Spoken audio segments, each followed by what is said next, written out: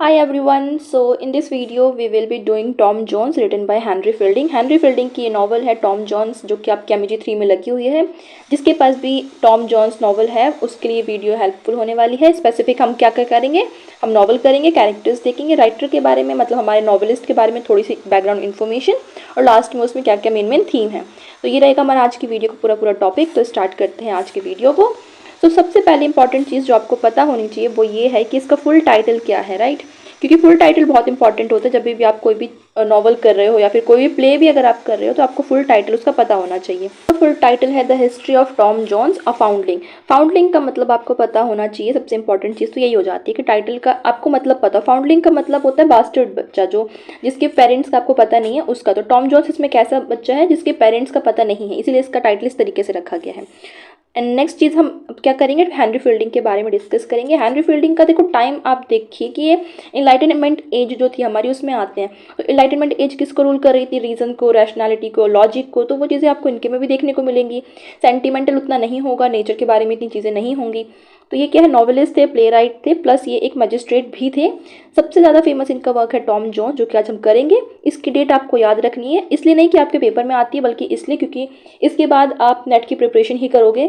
क्योंकि मास्टर्स के बाद आपके पास वही एक अच्छा ऑप्शन होता है जब आप किसी के लिए प्रिपेयर करो तो वहाँ पे आपको डेट पता होनी चाहिए। उसके बाद इंपॉर्टेंट चीज़ ये है कि इन्होंने डेवलपमेंट ऑफ मॉडर्न नॉवल में काफ़ी एक बड़ी फिगर रहे हैं ये, क्योंकि इनका कंट्रीब्यूशन बहुत ज़्यादा था। इनकी नेक्स्ट जो नॉवल है जैसे कि जोसेफ एंड्रयूज़ है और शमीला है, ये इंपॉर्टेंट इसलिए हो जाती है क्योंकि रिचर्डसन की जो नॉवल थी पेमिला उसके रिस्पॉन्स में आई थी। अगर आप पेमिला पढ़ोगे तो उसमें इस तरीके से वर्च्यू को रिवॉर्डेड कर रखा है, क्योंकि पेमिला का पूरा नाम ही है वर्च्यू रिवॉर्डेड। तो उसको कहीं ना कहीं सेटराइज करके इन्होंने अपनी ये दो नॉवल्स लिखी थी।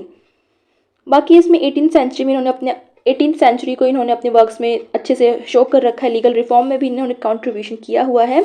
और बॉय स्ट्रीट जो रनर है वहाँ पे इनका एक को फाउंडर ये वहाँ पे थे। ये इंपॉर्टेंट चीज़ हो गई। नेक्स्ट है इंट्रोडक्शन हमारी नॉवल का। पब्लिश हुई थी 1749 में। इसका जॉनरा इंपॉर्टेंट है, ये एपिक है, एपिक की फॉर्म में लिखी गई है, लेकिन ये एक कॉमिक है, प्रोज में लिखी गई है। सेकेंड इंपॉर्टेंट चीज़ जो है वो है ये कि बिल्डुंग्सरोमान में लिखी गई है। बिल्डुंग्सरोमान का मतलब आप समझते हो कि एक ऐसी नॉवल, एक ऐसा पीस ऑफ राइटिंग जो कि आपको दिखाएगा ग्रोथ ऑफ द कैरेक्टर। इसमें जो टॉम जोन्स है उसकी जो ग्रोथ है वो आप देख पाओगे कि पहले वो बच्चा है, फिर वो बड़ा हो रहा है, फिर वो बड़ा हो रहा है, किस तरीके से मैच्योर हो रहा है। और ये एक पिकरेस्क भी है। पिकरेस्क नॉवल कौन सी होती है, जिसमें जो कैरेक्टर है वो एक जर्नी पे जाएगा और वो अपने विट के थ्रू इस एक हमारी जो ये हमारा जो सोसाइटी है इसमें वो विट के थ्रू रहेगा, अपनी जितनी उसकी चालाकी है उसके थ्रू वो सर्वाइव करेगा। पिकरेस्क्यू का मतलब होता है मेन तरीके से रोगिश कैरेक्टर, जो कि हीरो कहलाने जैसा नहीं है, थोड़ा सा कैसेनोवा टाइप का है, उस तरीके का कैरेक्टर होगा जो जर्नी पे जाएगा। नेक्स्ट इसकी सेटिंग रखी गई है समरसेट शायर में, ब्रिस्टल में, लंदन में भी थोड़ी बहुत सेटिंग है। इसकी लास्ट में आती है। नैरेटर इसमें कैसा है, एनोनिमस है, मतलब कि नॉवल कौन प्रेजेंट कर रहा है उसका हमें नहीं पता है। टोटली 18 बुक्स में डिवाइडेड है। इन्फॉर्मेशन जो आप अपने आंसर में डालोगे, क्योंकि आपको बाकियों से थोड़ा सा एक्स्ट्रा मार्क्स लेना है, ठीक है। अगर सारे ही बच्चे सिर्फ समरी लिख रहे हैं देन आपका आंसर उनसे बिल्कुल भी अलग नहीं है। But if you are putting something extra then definitely आपके जो मार्क्स हैं वो थोड़े से इंक्रीज हो जाएंगे। फर्स्ट इंपॉर्टेंट चीज़, इपोनिमस कैरेक्टर। नॉवल का नाम है टॉम जॉन्स और अगर जो मेन हीरो होता है उसी के नाम पे हमारी नॉवल लिखी गई, नॉवल का जो नाम होता है तब हम बोलते हैं इपोनिमस कैरेक्टर या फिर इपोनिमस हमारा नॉवल। तो जैसे कि आपकी एमा हो गई, एमा में हीरोइन भी एमा है और हमारी नॉवल का नाम भी एमा है। फ्रेंकेनस्टीन में मॉन्स्टर का नाम भी फ्रेंकेनस्टीन है, नॉवल का नाम भी फ्रेंकेनस्टीन है। हमारी ये नॉवल हो गई टॉम जॉन्स, सेम कहानी चल रही है। तो जहाँ पे हीरो का नाम या हीरोइन का नाम और नॉवल का नाम सेम होता है वो होता है हमारा इपोनिमस कैरेक्टर। उसके बाद आता है कि इसके बारे में आपको लिखना है कि किसी ने कुछ बोला है या नहीं बोला है। तो मर्सिट मोहग्गम है, ये हमारे पोस्ट मॉडर्न एरा के एक बहुत इंपॉर्टेंट राइटर हो जाते हैं। तो वहाँ पे इन्होंने बोला है इसको, टॉम जॉन्स को, कि एक इम्पॉर्टेंट, उन्होंने 10 नॉवेल्स का नाम लिया है, उसमें से ये एक इम्पॉर्टेंट नॉवल है। उसके बाद कोलरिज को आप सब जानते हैं, हमारे रोमांटिक पीरियड के एक इम्पॉर्टेंट हमारे पोइट है, राइटर हैं, पोइट बोलेंगे। इन्होंने इसको बोला है कि इसका जो प्लॉट है वो कैसा है, 3 मोस्ट परफेक्ट प्लॉट में से ये एक है, जिसमें से बाकी कौन सा, इडिपस है और हमारा एल्केमिस्ट है। ये इंपॉर्टेंट चीज़ अगर आप अपने वर्क में डाल रहे हैं, अपने आंसर में डाल रहे हैं, देन डेफिनेटली आपको 1 नंबर ज़रूरी एक्स्ट्रा मिल जाएगा, क्योंकि ये इंपॉर्टेंट इन्फॉर्मेशन है, सिर्फ आप समरी नहीं लिख रहे हैं अपने आंसर में। ऑलराइट, नेक्स्ट चीज़ हमारी कैरेक्टर्स की है। कैरेक्टर में हमारे पास मेन है टॉम जॉन्स, जो कि कौन है, हमारा हीरो है, गुड हार्टेड पर्सन है लेकिन बहुत ज़्यादा इम्पल्सिव है, ठीक है। रेज्ड बाय स्क्वायर ऑलवर्दी, स्क्वायर ऑलवर्दी जो है उन्होंने इसको रेस किया है, क्योंकि मैंने आपको बोला था ये एक बास्टर्ड सन है, इसके पेरेंट्स का किसी को पता नहीं है। देन आती है हमारी हीरोइन जिसका नाम है सोफिया वेस्टन। इंटेलिजेंट है, काइंड है, जो कि टॉम को बहुत ज़्यादा पसंद करती है। उसके बाद आते हैं हमारे स्क्वायर ऑलवर्दी। स्क्वायर ऑलवर्दी कौन है? ये बेनेवोलेंट है, मतलब कि जो पर्सन दूसरों की मदद करता है, दूसरों की हेल्प कर रहा है।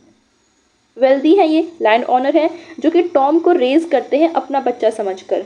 मैंने बोला ना कि टॉम जो है वो बास्टर्ड सन है, इलेजिटिमेट सन है, इसके पेरेंट्स का नहीं पता है, तो ये इसको अडॉप्ट कर लेंगे। उसके बाद आता है हमारा ब्लिफिल। ब्लिफिल ये हमारा कहीं ना कहीं एंटागोनिस्ट है, मतलब कि ये हमारा विलन का काम करेगा।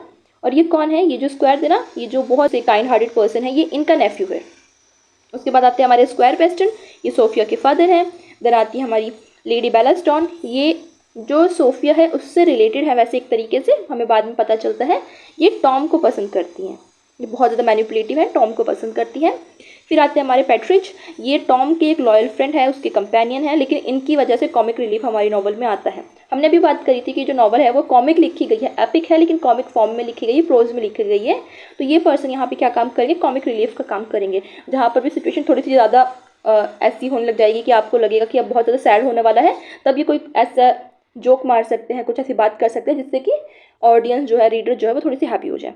उसके बाद आती है मिसिस वाटर्स, या फिर हम जेनी जोन्स भी बोल सकते हैं। इनका हमें बाद में पता चलता है कि टॉम की ओरिजिन से इनका क्या कनेक्शन है। टॉम हमारा हीरो और ये लेडी, ठीक है। उसके बाद ये एक सर्वेंट है, ब्लैक जॉर्ज, ये एक गेम कीपर है। वैसे इनके घर पे ऑलवर्दी जो थे ना, जो बहुत ही अमीर है, उनके घर पे एक सर्वेंट का काम करते हैं, गेम कीपर है। तो ये हुई हमारी मेन स्टोरी की कहानी। अब चलते हैं अपने मेन स्टोरी पे।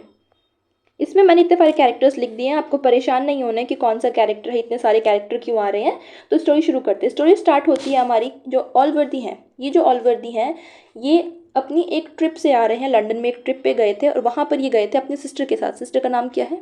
ये जो ब्रिगेट है, ये इनके सिस्टर हैं। ये दोनों भाई बहन अभी अभी ट्रिप से लौटे हैं, और लौटे कहाँ पे हैं? ये सॉमरसेटशायर में लौटे हैं। इनकी जो सिस्टर है वो अनमैरिड है, और जब ये घर पे आते हैं तो ये देखते हैं कि इनके बेड पर एक बच्चा है, ठीक है, एक न्यू बॉर्न बेबी है। और वो बेबी किसका है किसी को नहीं पता, कहाँ से आया किसी को नहीं पता। तो ये ऑलवर्दी, क्योंकि मैंने आपको बोला था कि ये बहुत ही ज़्यादा ऐसे पर्सन हैं जो काइंड हार्टेड हैं, यहाँ पे ए नहीं आएगा। तो ये अपने सिस्टर को बोलते हैं कि तुम टॉम का ध्यान रखोगी, तुम उसके टेक केयर करोगी। एंड वो चले जाते हैं ये पता लगाने के लिए कि इस जो बच्चा है इसके पेरेंट्स कौन हैं। तो ये पता करते हैं, अपनी कंट्री साइड में जाते हैं। तो कंट्री साइड में इन्हें पता चलता है कि एक जेनी नाम की लड़की है, या फिर लेडी हम बोल सकते हैं, जेनी, जेनी जोन्स। मैंने यहाँ पे इसका कैरेक्टर लिख दिया है। तो पता चलता है कि जो जेनी जोन्स है ये शायद उस बच्चे की मदर है। तो ये जाते हैं, उनसे पूछते हैं, और जेनी ये बात एक्सेप्ट कर लेती है कि जो टॉम है ये इन्हीं का बच्चा है। लेकिन ये एक्सेप्ट नहीं करती है, ना ही डिस्क्लोज करती है इस बात को कि इसके फादर कौन है, मतलब कि ये बच्चा इनके किसके थ्रू हुआ है, ये बात वो नहीं बताती है। उसके बाद ऑलवर्दी, क्योंकि एक ऑलवर्दी इनके नाम में आपको समझ में आ रहा है कि बहुत ही वर्दी कैरेक्टर है, तो ये क्या करते हैं, जेनी क्योंकि वो अनमैरिड थी तो वो इसको किसी और जगह पर भेज देते ताकि सोसाइटी में उसकी इतनी ज़्यादा इंसल्ट ना हो, और ये इस बच्चे को अडॉप्ट कर लेते हैं और इसका नाम रख देते हैं टॉम जॉन्स। अब कहानी थोड़ी सी आगे और चलेगी, और अब हमें पता चलता है कि ऑलवर्दी अपनी सिस्टर जो कि अनमैरिड थी, हमने यहाँ पे बात करी थी, ये जो ब्रिगेट है, ब्रिगेट ऑलवर्दी, ये इसकी शादी करवा देते हैं अपने एक नॉन टू पर्सन से जिसका नाम है कैप्टन ब्लिफिल। अब कैप्टन ब्लिफिल की और ब्रिगेट की शादी हो चुकी है, दोनों का एक बेबी होता है जिसका नाम है ब्लिफिल, जो कि हमारा मेन विलन है, ठीक है। यहाँ पे मैं वे लिख देती हूँ ताकि आपको पता रहे, ये हमारा विलन है। अब थोड़ी सी स्टोरी और आगे चलेगी, और अब हमें पता चलता है क्योंकि ऑलवर्दी का खुद का कोई बेबी नहीं है, तो ये जो कैप्टन ब्लिफिल हैं ये सोचते हैं कि स्क्वायर ऑलवर्दी की सारी प्रॉपर्टी उनके बेटे को मिलनी चाहिए, ठीक है, क्योंकि इनका खुद का तो कोई बेटा है नहीं, तो इनकी सारी प्रॉपर्टी जो है वो ब्लिफिल को मिलनी चाहिए, क्योंकि वो उनकी सिस्टर का बेटा है, नेफी हो गया उनका। और उनको ये बात बिल्कुल नहीं पसंद कि टॉम को इन्होंने अडॉप्ट कर लिया है, क्योंकि अगर टॉम यहाँ रहेगा तो जो प्रॉपर्टी है वो डिवाइड हो जाएगी, और हो सकता है कि वो अपनी पूरी प्रॉपर्टी भी टॉम को ही ट्रांसफ़र कर दें। और इसी परेशानी में यही सब चीज़ें वो सोचते रहते हैं कि वो किस तरीके से टॉम को वहाँ से हटाएं या फिर क्या करें। इसी परेशानी में इनकी एक दिन डेथ हो जाती है, ठीक है। यहाँ पर मैंने इनका क्रॉस लगा दिया, हो गई। अब इनकी यहाँ पे डेथ हो जाती है, ये सोचते सोचते कि टॉम को यहाँ से हटा देते हैं, ब्लिफिल जो है वो पूरी प्रॉपर्टी को एक्वायर कर लेगा। आगे हमें पता चलता है जो हमारी स्टोरी है, नैरेटर जो है वो 12 इयर्स आगे आ जाता है। अभी तक जो टॉम था वो बेबी था, ब्लिफिल क्योंकि इसके फादर की अब डेथ हो गई है, तो ऑलवर्दी ही टॉम को भी यहाँ पे टॉम को भी रेज करेंगे और वो ब्लिफिल को भी करेंगे एक ही घर में, ठीक है, क्योंकि वो उनकी सिस्टर का सन है। अब ये दोनों बच्चे आपस में अच्छे से नहीं रह पा रहे हैं, क्योंकि ब्लिफिल के अंदर भी एक तरीके से क्लेवरनेस है, उसको भी लगता है कि वो जो चीज़ें हैं वो उसकी होनी चाहिए, टॉम की नहीं होनी चाहिए। जितने भी घर पे सर्वेंट हैं, जितने भी घर पे हाउस कीपर हैं, सबका जो बिहेवियर है काफ़ी डिफरेंट है टॉम को लेके और ब्लिफिल को लेके। सारे के सारे लोग क्या करते हैं, टॉम को अच्छे से ट्रीट नहीं करते हैं क्योंकि वो एक बास्टर्ड सन है, और ब्लिफिल को वो बहुत अच्छे से ट्रीट करते हैं क्योंकि वो उसके पेरेंट्स का सबको पता है। और ये चीज़ें हालांकि टॉम को पसंद नहीं है, पर फिर भी वो सबके साथ अच्छे से बिहेव करता है, अच्छे से उनके साथ रहता है। इवन ये इनके यहाँ पर एक गेम कीपर था, ब्लैक जॉर्ज, मैंने आपको बताया था ये वाला पर्सन बिल्कुल लास्ट में। ये इनके घर पे ही गेम कीपर है, एक तरीके से सर्वेंट हम बोल सकते हैं, काम करते हैं। तो टॉम इनकी मदद करने के लिए कभी एप्पल्स चोरी करता है, कभी कुछ चोरी करता है, क्योंकि उसका नेचर ऐसा, क्योंकि मतलब आउटर से आप देखोगे आपको लगेगा कि वो बहुत कैसेनोवा टाइप का है, वो इस तरीके से बात करता है, इंपल्सिव है, लेकिन at the end of the day वो बहुत ही काइंड हार्टेड पर्सन है, उसका हार्ट बहुत अच्छा है, प्योर है। लेकिन ब्लिफिल जो कि दिखावा करता है बहुत पायस होने का, वो बहुत ही ज़्यादा क्रूअल पर्सन है, बहुत ही विकेट पर्सन है, अंदर से वो विलन है पूरा, और दिखावा करता है हीरो बनने का। तो टॉम इसकी मदद करता है, थोड़ी बहुत चोरियाँ करने लग जाता है, और ये बात जो ब्लिफिल है वो बाकी लोगों को बता देता है, और इसके चक्कर में टॉम को एक तरीके से और ज़्यादा नेगेटिव वे में लोग देखने लग जाते हैं। लेकिन इसके साथ अच्छा होता है, लोगों को लगता है कि ये तो बहुत अच्छा है, लेकिन टॉम के साथ बुरा ये होता है कि लोग उसको सोचते हैं कि नेगेटिव कैरेक्टर है। अब यहीं पे क्योंकि वो आता जाता रहता था इस अंकल के घर पे, अंकल बोले या फिर गेम कीपर बोल रहे हैं, उसको प्यार हो जाता है मोली से। अब मोली कौन है, ये जॉर्ज जो है ना, ब्लैक जॉर्ज, उनकी डॉटर है। अब आपको ये ध्यान रखना है कि टॉम को कितनी लड़कियों से प्यार होता है। मैं यहाँ पे ना सबको ग्रीन कलर से करती चलूंगी क्योंकि टॉम एक कैसेनोवा टाइप का लड़का दिखाया हुआ है, तो उसका कैरेक्टर उसी तरीके से पोर्ट्रेट होगा। तो यहाँ पे ये प्यार में पड़ जाता है मोली के। ऑलराइट, ये है मॉली, इसके प्यार में पड़ जाता है। और ऐसा नहीं है कि इसका अफेयर यहीं पे ख़त्म हो जाएगा, इसके बहुत सारे अभी अफेयर चलने वाले हैं, तो आपको सबको ध्यान से रखना है, देखना है इस कैरेक्टर का, ये जो पूरा स्केच है इसको अपने दिमाग में अच्छे से बिठा लेना है ताकि आपको चीज़ें ध्यान रहे। अब इसका अफेयर इसके साथ होता है और इसको बाद में पता चलता है कि मॉली प्रेग्नेंट है, तो ये अब कुछ नहीं कर सकता, तो वो कहते हैं कि ठीक है वो उसका बेबी है। जब ये बात होती है कि मॉली को प्रिजन में भेजा जाएगा क्योंकि वो विदाउट मैरिज उसका एक बेबी हुआ है, उसका मतलब बेबी होने वाला है, तो टॉम यहाँ पे एक्सेप्ट करते हैं कि वो बेबी उसका है, वो उसकी रिस्पॉन्सिबिलिटी ले लेता है। लेकिन उसी टाइम पे ये जो हमारे हैं स्क्वायर वेस्टर्न, ये इनके नेबर है, ठीक है, ये इनके नेबर में रहते हैं, ऑलवर्दी के नेबर में रहते हैं। और इसी टाइम पे क्योंकि यहाँ पे आता जाता रहता था, तो इसकी नज़र पड़ती है सोफिया पे, और इसको सोफिया से भी प्यार हो जाता है। तो इसको यहाँ पे हम सोफिया को भी ग्रीन कर देते हैं, एक काम करते हैं, तो इसको सोफिया वेस्टर्न से भी प्यार हो जाता है। सोफिया उसे बहुत ज़्यादा पसंद करती है वैसे, पर फिलहाल अभी उसका कंसर्न ये है कि अगर मोली प्रेग्नेंट है तो उसको उसी के साथ रहना है। लेकिन कुछ दिनों बाद इसको पता चलता है कि मोली उसके थ्रू प्रेग्नेंट नहीं है, मोली के और भी काफ़ी सारे उसके अफेयर्स चल रहे थे। तो यहाँ पे वो अपने जितने भी रिलेशन होते हैं मोली से तोड़ देता है, क्योंकि उसे अब ये पता चला कि वो बेबी उसका नहीं है। अब इसका सारा का सारा कंसर्न कहाँ पे आ गया, सोफिया के ऊपर आ गया। सोफिया पसंद करती है टॉम को, टॉम भी पसंद करता है सोफिया को। तो यहाँ पे प्रॉब्लम कैसी है, प्रॉब्लम ये आ जाती है कि जो स्क्वायर वेस्टर्न है ये नहीं चाहते कि सोफिया की शादी टॉम से हो। क्यों, रीज़न आप सबको पता है, मैंने स्टार्टिंग में बोला था कि टॉम क्या है, टॉम एक बास्टर्ड सन है, कोई भी फादर अपनी बेटी की शादी उसे नहीं करवाएगा। तो स्क्वायर को भी लगता है कि वो अपनी बेटी की शादी टॉम से नहीं करवाएगा। स्क्वायर को क्या लगता है कि सोफिया की शादी हो जानी चाहिए ब्लिफिल से, क्योंकि सारी property at the end of the day किसकी हो जाएगी, ब्लिफिल की हो जाएगी। ब्लिफिल के पेरेंट्स का भी पता है, उसके पास प्रॉपर्टी अच्छी होगी, उसके पास दोनों तरफ की प्रॉपर्टी होगी, तो वो सोचता है कि ये एक अच्छा मैच है। अब बात आती है ये कौन है, मिसिज वेस्टर्न कौन है। मिसिज वेस्टर्न है सोफिया की आंट, मतलब कि इनकी सिस्टर। किसके सिस्टर, मैं यहाँ पे एक सेकेंड एरो लगाती हूँ अभी। ये जो स्क्वायर वेस्टर्न है ना, इनके सिस्टर है, और दोनों इस बात पे राजी है, सहमत है कि सोफिया की शादी ब्लिफिल से करवा देनी चाहिए। लेकिन सोफिया कन्फेस करती है अपनी आंट से कि नहीं, वो उससे पसंद नहीं करती, वो टॉम को पसंद करती है। लेकिन फिर भी कोई चीज़ें मैटर नहीं करती, क्योंकि आप सोसाइटी को देखो, ऐसा नहीं है कि आज की बात है, उस टाइम पे भी सोसाइटी क्या देख रही है कि जो रेपुटेशन खराब ना हो किसी की, उस चीज़ को आपको फॉलो करना है। वो भी उसे फोर्स करती हैं सोफिया को कि तुम ब्लिफिल से ही अपने रिलेशन आगे बढ़ाओ, उसको एस्कॉर्ट करो, उसके बाद रिलेशन में आ जाओ। तो वो जो अफेयर है वो उसके साथ होना चाहिए, टॉम के साथ तो बिल्कुल नहीं होना चाहिए, क्योंकि टॉम एक बास्टर्ड सन है। हालांकि उन दोनों ने आपस में अपनी फीलिंग्स को एक्सप्रेस कर रखा होता है। अब पता चलता है कि जो स्क्वायर ऑलवर्दी हैं ये सडनली बहुत ज़्यादा ग्रेवली इल हो जाते हैं। ग्रेवली इल का मतलब होता है कि इस तरीके से आपकी इलनेस बढ़ जाए कि लोगों को लगने लगे, या फिर एक ऐसा पॉइंट जहाँ पे लगे कि आपकी डेथ हो सकती है कभी भी। तो ये अपनी सारी फैमिली मेम्बर्स को बुलाते हैं, फ्रेंड्स को बुलाते हैं, और अपनी विल जो होती है जिसमें इनकी प्रॉपर्टी किसको मिलेगी उस विल को पढ़ते हैं। और विल में लिखा होता है कि जो बहुत सारी प्रॉपर्टी का जो पार्ट है वो मिलेगा ब्लिफिल को, और टॉम को मिलेगा थोड़ा सा पार्ट उसमें से, ज़्यादा नहीं, बस थोड़ा सा। इस चीज़ पर टॉम को कोई फर्क नहीं पड़ता, क्योंकि टॉम ऑलवर्दी को पसंद करता है, मतलब उसके लिए एक फादर फिगर है, और वो पैसे के लिए उनको पसंद नहीं करता है।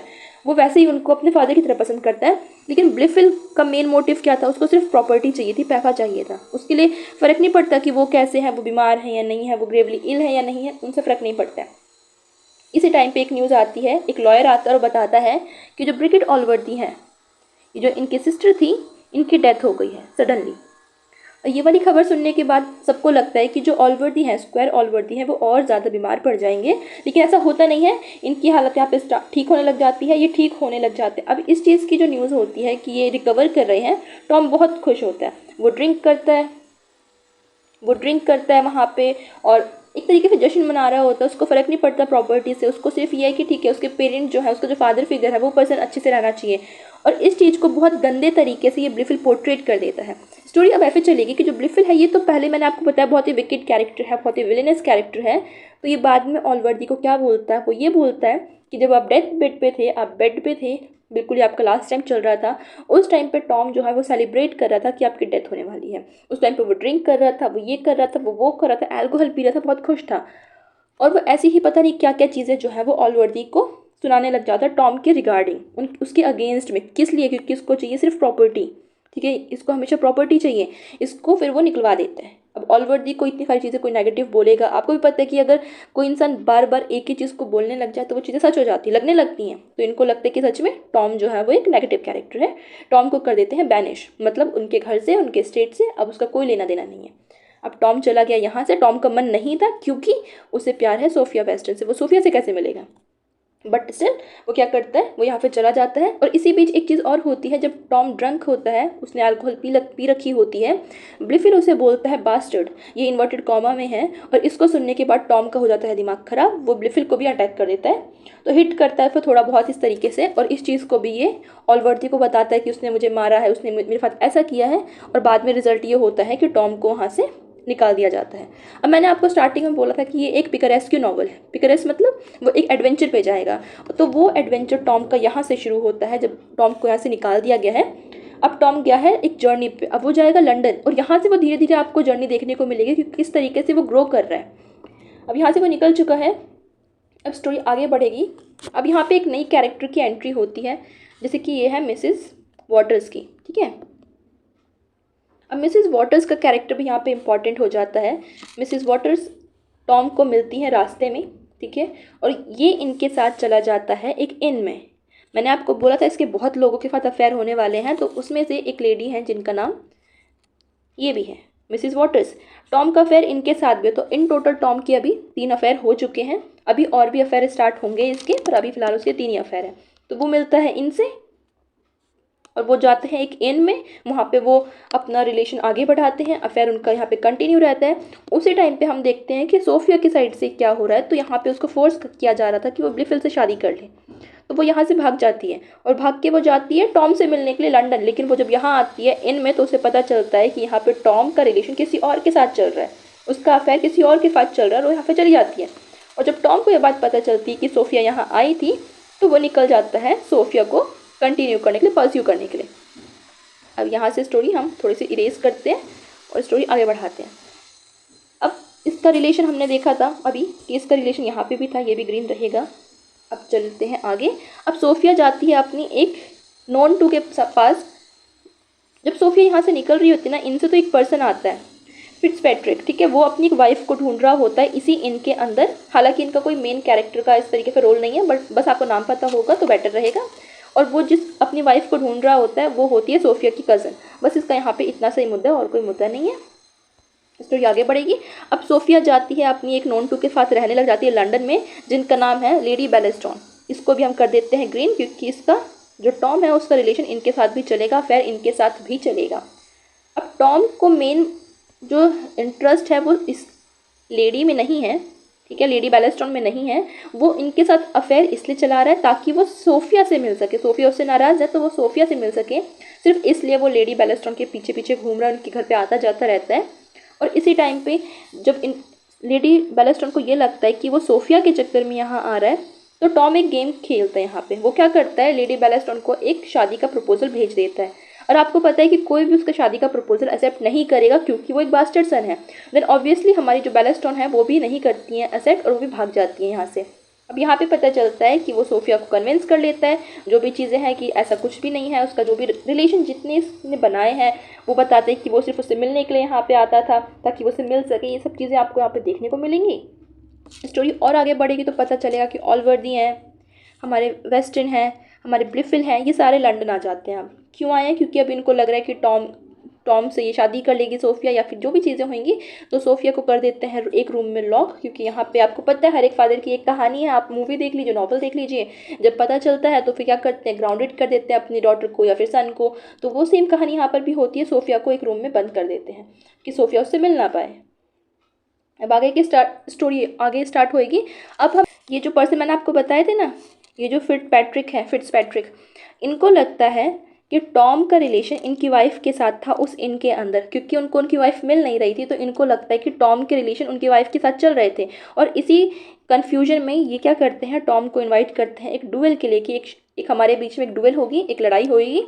और उस डुएल में टॉम इनको वॉन्डेड कर देता है अपनी स्वॉर्ड से। हालांकि इनकी डेथ हुई नहीं होती है, लेकिन ऐसे प्रिटेंड करते हैं कि इनकी डेथ हो गई है, और इस चक्कर में टॉम को जेल में डाल दिया जाता है। अब जब इनको जेल में डाल दिया गया है तब यहाँ पे हमें एक और कैरेक्टर मिलते हैं। इसमें बहुत सारे कैरेक्टर हैं पर मैंने इसको सिंपल करने की कोशिश करी है। जो पेट्रिज है ना, ये जब लंदन गया था ना टॉम, तो ये इनको रास्ते में मिलता है, उसका कंपेनियन रहता है, कॉमिक रिलीफ का काम करता है।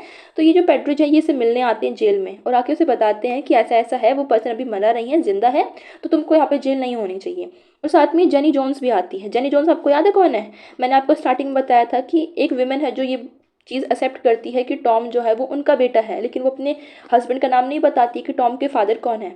ये लेडी भी यहाँ पर आती है। और यहाँ पे जब वो आती है तो हमें पता चलता है एक बहुत ही इंटरेस्टिंग चीज़, और आपको भी सुन के थोड़ा सा झटका लगने वाला है। वो ये कि ये जो मिसिस वाटर्स हैं और ये जो जेनी जोन्स है, ये दोनों एक ही लेडी है, कोई और नहीं है। अब आपके दिमाग में एक चीज़ आई होगी कि ये कैसा रिलेशन था, क्योंकि टॉम ने इनके साथ रिलेशन बनाए थे, मिसिस वाटर्स के साथ उनके अफेयर थे, इनके अंदर उनके साथ रिलेशन बने थे, और ये तो उसकी मदर निकली। तो आपके दिमाग में आएगा ये बहुत ही अजीब व गरीब तरीके का आपका रिलेशन निकल गया। लेकिन यहाँ पे बात पता चलती है कि नहीं, वो उसकी मदर नहीं है। तो यहाँ पे आप थोड़ा सा रिलीफ हो सकते हैं, रिलीफ हो जाइए, टेंशन नहीं लीजिए। क्योंकि जब मैंने पहली बार से पढ़ा था मुझे भी एकदम से लगा कि ये क्या है, ये किस तरीके का रिलेशन होगा कि अपनी मदर के साथ उसके रिलेशन दिखा रखे हैं। लेकिन अब ये जो जेनी है ना, ये एक चीज़ यहाँ पे डिस्क्लोज करती है, और वो चीज़ ये है कि ये आखिर बच्चा है कौन। क्योंकि अगर ये इसकी मदर नहीं है तो ये बच्चा किसका है। ये ऑलवर्दी को यहाँ पर बताती है कि ये बच्चा जो है वो मेरा नहीं है, बल्कि वो किसका है, ये बच्चा है उनके सिस्टर का। ये जो ब्रिगेड थी ना, जो उनकी अनमैरिड सिस्टर थी, जिनसे इनकी शादी हुई थी, यहाँ पे हमारे ब्रिफिल की शादी हुई थी उसके फादर की। तो पता चलता है कि ये बच्चा उसका नहीं है, ये बच्चा है उनके सिस्टर का।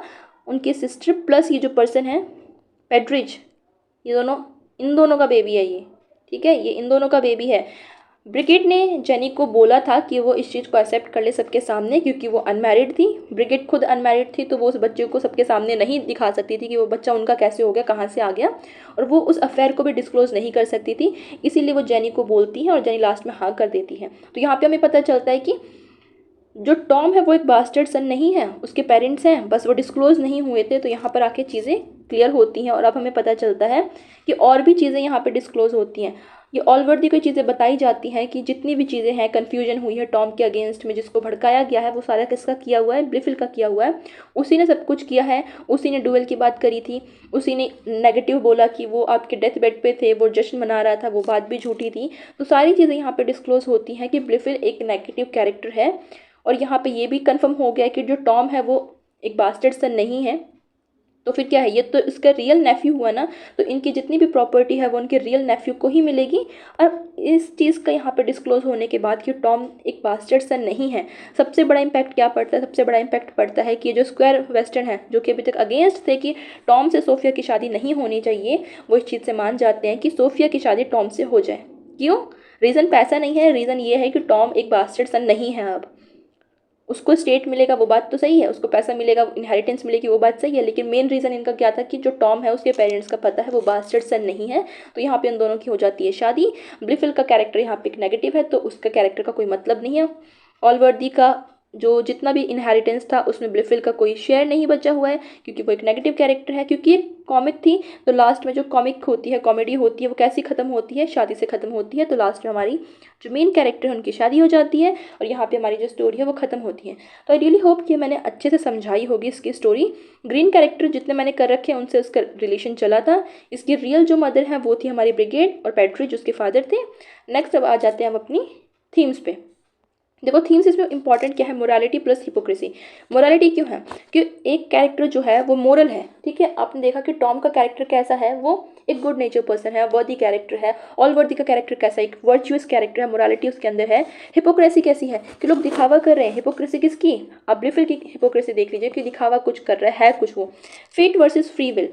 फेट क्या कि आपकी जो किस्मत में है वो तो होके रहेगा। फ्री विल कैसे कि टॉम ने जो जो चीज़ें करी, जो भी डिसीजंस लिए, वो फ्री विल थी, वो उसका खुद का डिसीजन था। सोशल क्लास एंड आइडेंटिटी कितना इंपॉर्टेंट है ये तो आपको पता ही है। कोई भी टॉम से शादी नहीं कर रहा था क्योंकि वो एक बास्टर्ड सन था। सोशल क्लास यहाँ पे इंपॉर्टेंट हो जाती है। आइडेंटिटी, उसकी खुद की आइडेंटिटी नहीं पता है कि उसके पेरेंट्स कौन से हैं। सटायर ऑफ सोसाइटी, सोसाइटी के ऊपर दिखा रखा कि इंस्टीट्यूशन के ऊपर कि भाई सोसाइटी किस तरीके से रन कर रही है, हाउ इट फंक्शनिंग, ठीक है। कि जहाँ पे जो चीज़ें हैं वो मैटर नहीं करती, कितना ज़्यादा किसी के साथ किसी का रिलेशन चल रहा है, आपका जो लव है, इंटरेस्ट, वो भी नहीं। जैसे लव एंड सेक्सुअलिटी की अगर हम बात करें तो यहाँ पे लव कोई जेन्युइन लव नहीं दिखा रखा है किसी का भी। टॉम का सोफिया से जेन्युइन लव है। सोफिया को टॉम से प्यार है क्योंकि उसने हर एक चीज़ देखी, उसने 4-5 रिलेशन उसके देख लिए, स्टिल वो उसके साथ थी क्योंकि उसे प्यार करती थी। लेकिन टॉम के बहुत सारे रिलेशन इसमें दिखाए हुए हैं। जर्नी एंड सेल्फ डिस्कवरी, तो ये टॉम के लिए फिट होता है कि टॉम की जर्नी में किस तरीके से उसने अपने आप को प्रूव किया है या फिर उसकी किस तरीके से ग्रोथ हुई है। वो पहले किस रिलेशन में था लेकिन लास्टली उसको सोफिया ही चाहिए क्योंकि सोफिया के साथ उसका जेन्युइन रिलेशन था। तो इस तरीके से जो नॉवल है यहाँ पे ख़त्म होती है। आई रियली होप कि नॉवल आपको समझ में आई होगी। अगर आपको कोई भी डाउट है, कोई भी प्रॉब्लम है, आप कमेंट में डाल देना and I will be more than happy to response over there and या बाय बाय।